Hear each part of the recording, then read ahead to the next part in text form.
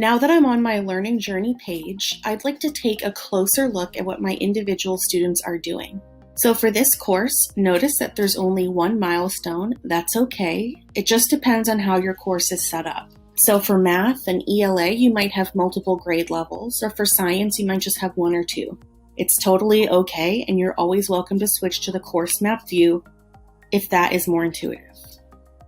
So on the Milestones view, I'm going to hover over my student avatars. On a quick look, I can see none of my students have spent time working today, but I'd like to take a closer look at what Monica has been doing over the last several weeks. So I'm going to click on her name, and now I can see Monica's learning journey. So she has the same milestone, milestone 1, as I do on my class level learning journey. And I can see that Monica's overall score on average is a 64%. So as her teacher, that's slightly concerning to me. So I'm going to click on the milestone to expand it and see the lessons she's been working on and the score she's been getting.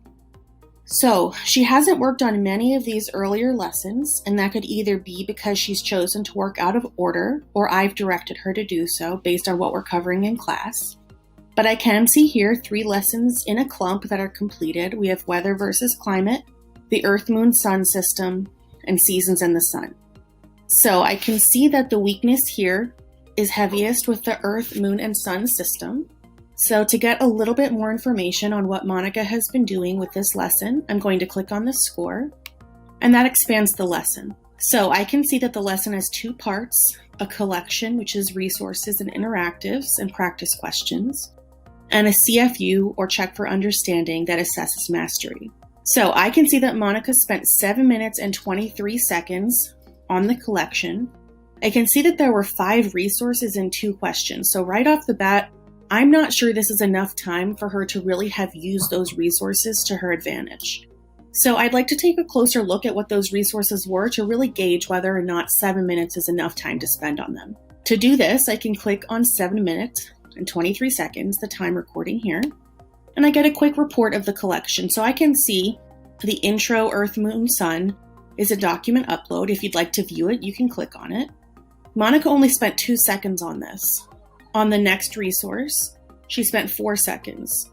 She spent a bit more time on a video, which was resource 2, and about a minute or 2 on the other 2 resources, one of which was an interactive resource. There were also 2 practice questions. She answered one of them correctly and one of them incorrectly. So my first suggestion when working with Monica is that this isn't enough time and that she should go back and review the collection and the resources in it to really get a better feel for the material. I can also click on the 50% to see what Monica did on the check for understanding and which questions she got right and wrong.